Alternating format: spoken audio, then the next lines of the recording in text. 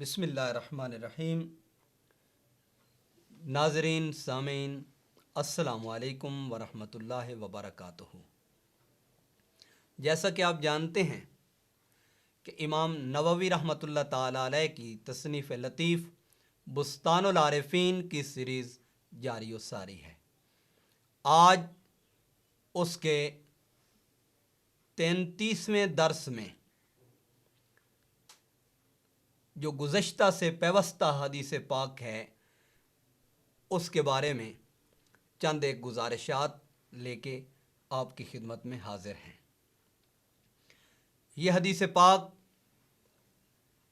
جسے حضرت معاذ بن جبل رضی اللہ تعالی عنہ آپ نے روایت کیا، فرماتے ہیں میں نے حضور نبی کریم رؤوف رحیم صلی اللہ علیہ وآلہ وسلم کی بارگاہ اقدس میں التجا کی، یا رسول اللہ صلی اللہ علیہ وسلم اخبرنی بعمل یدخلنی الجنہ ویباعدنی من النار، مجھے ایسا عمل بتلائیے کہ جس کو کرنے سے میں جنت میں چلا جاؤں اور جہنم سے دور ہو جاؤں، جو مجھے جنت میں داخل کر دے اور جہنم سے مجھے دور کر دے۔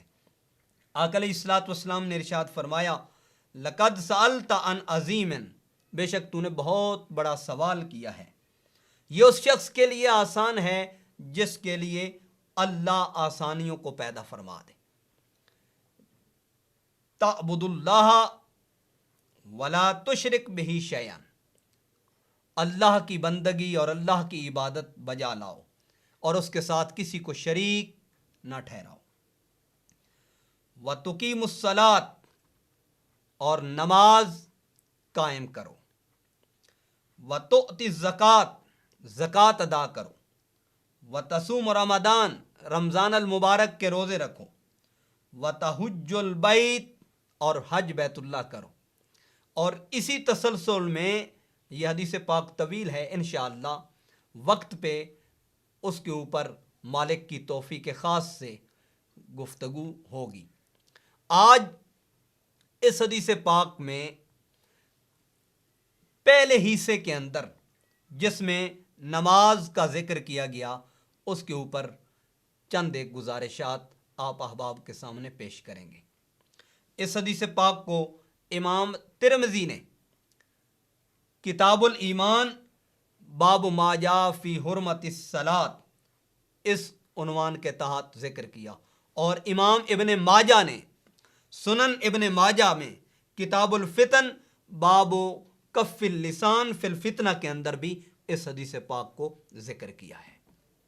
جیسے کہ پہلے بھی پچھلے درس میں اس بات کا ذکر کیا جا چکا، امام بخاری نے بھی اس روایت کو ذکر کیا ہے اور دیگر ائمہ صحاح ستہ نے بھی اپنی اپنی کتب کے اندر اس حدیث پاک کو درج کیا ہے۔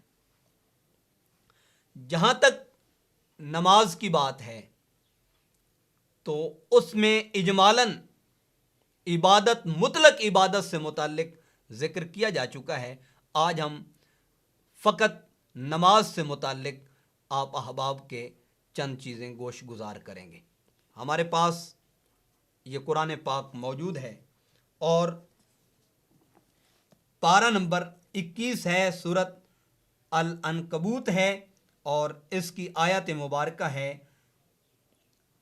45، جس میں اس آیت کے دوسرے حصے میں اللہ تبارک و تعالیٰ نے ارشاد فرمایا وَأَقِمِ الصَّلَاةَ، اور نماز قائم کرو۔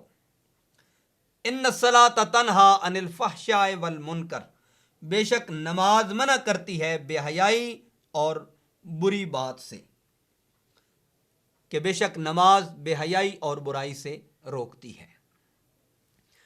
یہاں پہ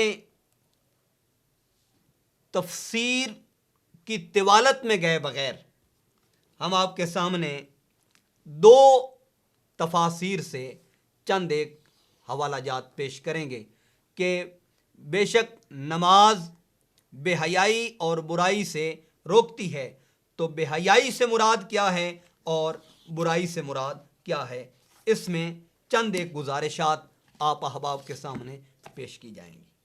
ہمارے سامنے تفسیر کشیری ہے جو امام ابو القاسم عبد الکریم بن حوازن بن عبد المالک القشیری النیسابوری الشافعی، جن کا وصال ہے 465 ہجری کے اندر، اور جو تصوف کے امام مانے جاتے ہیں، جن کا معروف تصوف پہ رسالہ قشیریہ ہے، انہوں نے اسی آیت مبارکہ کی تفسیر کرتے ہوئے ان الصلاۃ تنہی عن الفحشاء والمنکر کی تفسیر کرتے ہوئے فرماتے ہیں الفحشاء، اس سے مراد کیا ہے؟ فرمایا ہے دنیا، اس سے مراد دنیا ہے۔ والمنکر، اس سے مراد کیا ہے؟ فرمایا والمنکر هو النفس، تو جو بے حیائی ہے اس سے مراد دنیا ہے، اور جو برائی ہے اس سے مراد نفس ہے۔ دوسرے مقام پہ فرمایا وَيُقَالُ الْفَحْشَاءُ هِيَ الْمَعَاصِي، فحشاء سے مراد یہ نافرمانی ہے، معصیت ہے، معاصی کے امور ہیں۔ والمنکر هو الحظوظ، اور منکر سے مراد وہ حصہ ہے، اور کس کا حصہ؟ حظ النفس، یہ نفس کا حصہ ہے، یعنی نفس کی پیروی کرنا اور نفس کی تابعداری کو اختیار کرنا۔ اور پھر فرماتے ہیں فحشاء سے مراد کیا ہے اور منکر سے مراد کیا ہے؟ فرمایا رؤیتھا، یعنی ایسی چیز اور ایسے امور کا دیکھنا جس سے آدمی کے وجود کے اندر خواہشات ابھریں، جس سے آدمی کے وجود کے اندر لالچ ابھرے، ان چیزوں کا دیکھنا۔ والمنکر طلب العوض علیہا، عبادات کے نتیجے میں معاوضہ کا طلب کرنا، عوض کا طلب کرنا، فرمایا یہ منکر ہے، اور منکر سے مراد یہی ہے۔ آئیے امام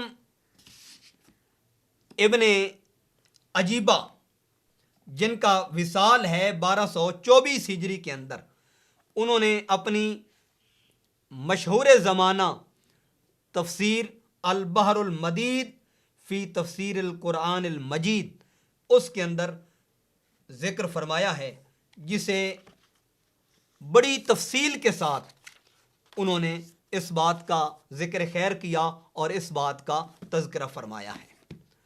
یہ جلد نمبر ہے 5 اور سورۃ العنکبوت کی آیت نمبر یہ 45 ہے۔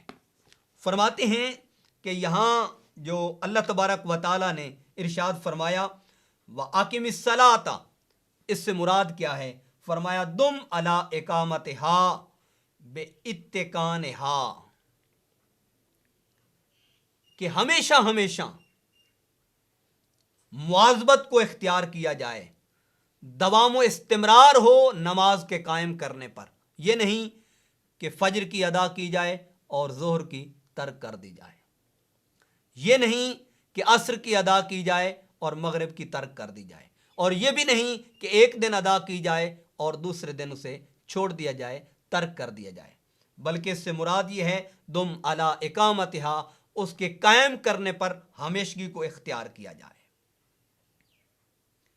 فعلاً و حضوراً و خشوعاً، اس میں جو افعال ہیں ان پر بھی مواظبت کو اختیار کیا جائے، جو حضوری ہے اس پر بھی دوامیت کو اختیار کیا جائے، اور جو خشوع ہے اس پر بھی ہمیشگی کو اختیار کیا جائے۔ فرمایا ان الصلاۃ تنہی عن الفحشاء، کہ بے شک نماز بے حیائی سے روکتی ہے، اور اس سے مراد کون سے ہیں؟ الفعلۃ القبیحہ، برے افعال ہیں، اس میں کالزنا والشراب ونحوہما، جس طرح زنا ہے، شراب نوشی ہے، اور اس سے ملتے جلتے دیگر افعال ہیں، ان کو ترک کر دیا جائے، اور ان سے نماز روکتی ہے، ان سے نماز بچاتی ہے۔ والمنکر وہو ما ینکرہ الشرع والعقل، جس کو شریعت نے، جس کو عقل نے منع کیا ہے، ان سے اپنے آپ کو بچا لینا۔ اور پھر فرماتے ہیں ولا شک ان الصلاۃ اذا صاحبہا الخشوع والحیبہ فی الباطن، کہ جب آدمی نماز کو ادا کرتا ہے اور اس میں خشوع و خضوع پایا جاتا ہے اور اس میں باطنی ہیبت پائی جاتی ہے، والاتقان فی الظاہر نہت صاحبہا عن المنکر لا محالۃ الا فلاح۔ فرماتے ہیں کہ ظاہر کے اعتبار سے اپنے آپ کو بچانا ہے کہ بے شک نماز جب آدمی ادا کرتا ہے تو اس کے ادا کرنے والے کو وہ بے حیائی سے بھی بچاتی ہے اور برائی سے بھی روکتی ہے جب وہ نماز ادا کر رہا ہوتا ہے، جب وہ نماز کی ادائیگی بجا لا رہا ہوتا ہے۔ اور پھر فرماتے ہیں، اور حدیث پاک انہوں نے کوٹ کی ہے، یہ حدیث پاک امام طبرانی نے اپنی موجم کے اندر ذکر کی ہے، اور اسے امام طبری نے اپنی تفسیر طبری کے اندر ذکر کیا، اور امام سیوطی نے در منصور کے اندر اس روایت کو ذکر کیا، اور ابن حجر نے اپنی تفسیر فی الکاف الشاف کے اندر اس کو ذکر کیا ہے۔ فرماتے ہیں آقا دو عالم صلی اللہ علیہ وآلہ وسلم نے ارشاد فرمایا، من لم تنہہ صلاتہ عن الفحشاء والمنکر لم یزدد من اللہ الا بعدا۔ یہ حدیث پاک نہایت ہی توجہ طلب ہے۔ فرمایا جس کو اس کی نماز بے حیائی اور برائی سے نہیں روکتی، یعنی جب وہ نماز ادا کر رہا ہے تو نماز کی ادائیگی کے باوجود وہ اپنے آپ کو بے حیائی اور برائی سے نہیں بچا سکا، تو فرمایا لم یزدد من اللہ الا بعدا، تو پھر اللہ کی طرف سے نہیں زیادتی ہوتی مگر دوری کی، کہ وہ نماز دوری کا سبب بن جاتی ہے، وہ نماز بعد کا سبب بن جاتی ہے، وہ نماز فراق کا سبب بن جاتی ہے۔ گویا اس نماز سے بندے کو اللہ کا قرب نصیب نہیں ہوتا، اللہ کا تقرب نصیب نہیں ہوتا، اللہ کی رضا اور اس کی خوشنودی بندے کو نصیب نہیں ہوتی۔ پھر فرماتے ہیں الصلاۃ الحقیقہ، ظاہر میں تو آدمی بے حیائی اور برائی سے رکتا ہے، لیکن حقیقت میں ما تکون لصاحبہا ناہیۃ عن ذالک، کہ بے شک نماز اس کے ادا کرنے والے کو ان امور سے روکتی ہے۔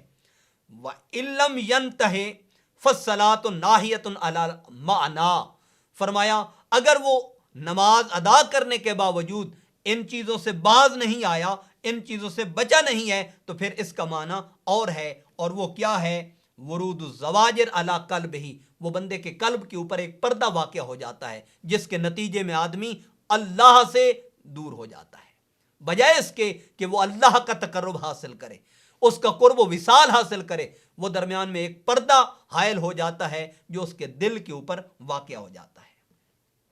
پھر فرماتے ہیں الصلاۃ الحقیقۃ ما تنہا صاحبہ عن الفحشاء والمنکر، بے شک حقیقت میں نماز اس کے ادا کرنے والے کو بے حیائی اور برائی سے روکتی ہے۔ فَإِن كَانَ، اگر تو ایسا ہے تو درست بات ہے، وَإِلَّا فَصُورَةُ الصَّلَاةِ، وگرنہ وہ نماز کی صورت تو اختیار کر کے کھڑا ہے، نماز کی حایت تو اختیار کر کے کھڑا ہے، نماز کی کیفیت کو تو اختیار کر کے کھڑا ہے، لا حقیقتہا، لیکن حقیقت میں وہ نماز نہیں ہے، حقیقت میں وہ عبادت نہیں ہے، حقیقت میں وہ عملی طریق میں وہ عمل نہیں ہے، کیونکہ وہ نماز کی حایت اور نماز کی شکل و صورت تو بنا کے کھڑا ہے، لیکن فی الحقیقت وہ نماز میں موجود نہیں ہے۔ اب اس سے اندازہ لگایا جا سکتا ہے کہ آج ہماری نمازوں کا معیار کیا ہے، اور نماز میں آج ہم اس لذت کو، اس سرور کو، اس چاشنی کو اور اس کیفیت کو حاصل کر رہے ہیں کہ نہیں کر رہے۔ ورنہ زبان سے اقرار تو ہے، دل سے اس کی کما حقہ تصدیق نہیں پائی گئی، اور جب تک اس کی کما حقہ تصدیق نہیں پائی جاتی، آدمی کمال معراج تک اور کمال مراتب تک نہیں پہنچ پاتا، ان کو آدمی کما حقہ حاصل نہیں کر سکتا۔ اور یہاں پہ تفسیر البحر المدید، یہ علامہ ابن عجیبہ کی جس طرح پہلا حوالہ دیا جا چکا ہے، اس کی جلد نمبر 8 ہے اور صفحہ نمبر ہے 330، اور یہ سورت الگ کی آیت نمبر ہے سورت الگ کی 9۔ ارشاد باری تعالی ہے وسجد وقترب، تو آپ فرماتے ہیں وسجد سے مراد کیا ہے؟ فرمایا واظب علی سجودک، مواظبت کو، ہمیشگی کو اور دائمی چیز کو اختیار کر اپنے سجدہ کے اندر، وصلاتک، اور اپنی نماز کے اندر، یعنی نماز میں دوامیت ہو، سجدہ میں دوامیت ہو۔ جب اس چیز کو تو نے پا لیا تو تیرا سجدہ پایا تکمیل کو پہنچ گیا۔ اور وقترب وتقرب بذالک الی ربک، اور قرب کو حاصل کر اس کے ذریعے سے اپنے رب کی بارگاہ کی طرف، کہ جب تو نماز ادا کرے، سجدہ کرے تو سجدے میں مواظبت ہو، اور اس کا نتیجہ کیا ہو؟ جس طرح کہا گیا ہے وسجدوا وقترب، اور سجدہ اختیار کرو اور اس کا قرب حاصل کرو۔ تو اس کے قرب کے لیے کیا چیز ضروری ہے؟ وہ اس کی بارگاہ کی بندگی ہے، اس کے حضور سجدہ ریز ہونا ہے، اس کے حضور عبادت کو بجا لانا ہے، اس کے حضور فرما برداری کو اختیار کرنا ہے۔ اور پھر اس میں اشارہ دیتے ہوئے علامہ ابن عجیبہ فرماتے ہیں وَيُقَالُ لِلْمُتَوَجِّهِ لَا تُطِعْهُ وَاسْجُدْ بِقَلْبِكَ وَجَوَارِحِكَ وَتَقَرِّب بِذَلِكَ إِلَى مَوْلَاكَ حَتَّى تَظْفُرَ بِالْوُصُولِ إِلَيْهِ۔ یہاں لا تُطِعْهُ کا معنی پیچھے جو بیان کیا گیا ہے اس کی جانب اشارہ ہے، یعنی اب خواہش نفس کی پیروی نہیں کرنی، بلکہ سجدے کے ذریعے، اور سجدہ کس طریق کا ہو؟ فرمایا بقلبک و جوارحک، جس میں تیرے ظاہری اعضاء بھی حالت سجدہ میں ہوں اور تیرا دل بھی حالت سجدہ میں ہو۔ اور اس سے تو کیا حاصل کر؟ فرمایا اس سے تو قرب کو حاصل کر بذالک الی مولا کا، اپنے مولا کا، اپنے رب کا، اپنے پروردگار عالم کا، اسی کے ذریعے قرب حاصل کر حتی تظفر بالوصول الیہ، یہاں تک کہ تو کامیاب ہو جائے اس کے وصال تک، تاکہ تجھے وصال الہی نصیب ہو جائے، تاکہ تجھے قرب الہی نصیب ہو جائے، تاکہ تجھے معرفت خداوندی نصیب ہو جائے، تاکہ تو اللہ کے اپنے آپ کو قریب کر لے۔ فرمایا عبادت اور سجدے کا مطلب اور اس کا مقصد یہی ہے۔ اور جب تک آدمی کما حق ہو اسے حاصل نہیں کر لیتا اور اسے اپنے درجہ کمال تک نہیں پہنچاتا تو پھر آدمی اس حقیقت تک کما حق ہو رسائی حاصل نہیں کر پاتا۔ اور یہاں تفسیر قشیری کے اندر اسی آیت مبارکہ کے تحت وسجد وقترب فرمایا اقترب من سجود الربوبیت بقلبک، اپنے دل سے اللہ کی بارگاہ میں اپنے آپ کو حاضر کر لے۔ وقف علی بساط العبودیت بنفسک، اور عبودیت کی چادر پر اپنے دل سے ہمیشہ ہمیشہ کے لیے قائم ہو جا۔ اور پھر فرمایا فسجد بنفسک وقترب بسرک، اور اپنے دل سے سجدے کو اختیار کر لے اور اپنے سر اور اپنے راز سے اس کا قرب حاصل کر لے، جس مقام پہ اللہ نے فرمایا الانسان سری وانا سرو، انسان میرا راز ہے اور میں انسان کا راز ہوں۔ متعدد صوفیاء کرام نے اس حدیث پاک کو اپنی اپنی کتب کے اندر درج کیا ہے۔ گویا اس کا قرب جب تک نماز سے حاصل نہیں ہو جاتا، اس کا وصل جب تک نماز سے حاصل نہیں ہو جاتا، اور اس کا وصال جب تک نماز سے حاصل نہیں ہو جاتا، آدمی اس وقت تک کما حق ہو نماز کی لذت، نماز کی چاشنی اور نماز کی حقیقت کو نہیں پا سکتا۔ یہاں ایک خوبصورت بات کی ہے علامہ سید محمود آلوسی رحمۃ اللہ تعالی علیہ نے۔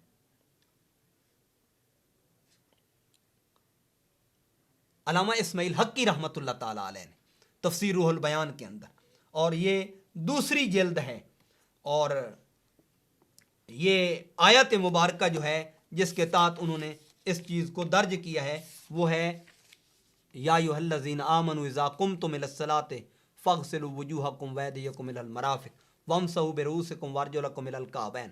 اس آیت مبارکہ کے تحت انہوں نے یہاں چند چیزوں کا ذکر کیا ہے اور یہ قابل توجہ اور قابل ذکر ہے۔ فرماتے ہیں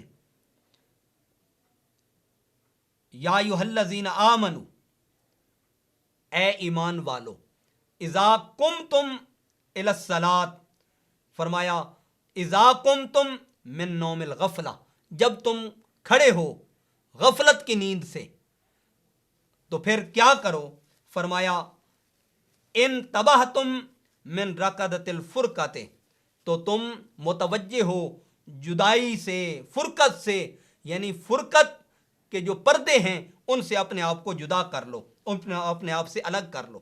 الی الصلاۃ ہی معراجکم للرجوع الی مقام قربکم، فرمایا جب نماز کی طرف آدمی متوجہ ہوتا ہے تو یہی تو مومن کی معراج ہے۔ ہی معراجکم للرجوع الی مقام قربکم، اپنے قرب کے حصول کے لیے، اللہ کے وصل کے حصول کے لیے، اس کے قرب اور اس کی رضا کے حصول کے لیے فرمایا تمہارے اوپر لازم ہے کہ نماز کی جانب رجوع اختیار کیا جائے، اور یہی معراج انسانیت ہے۔ پھر فرمایا فاغسلوا وجوہکم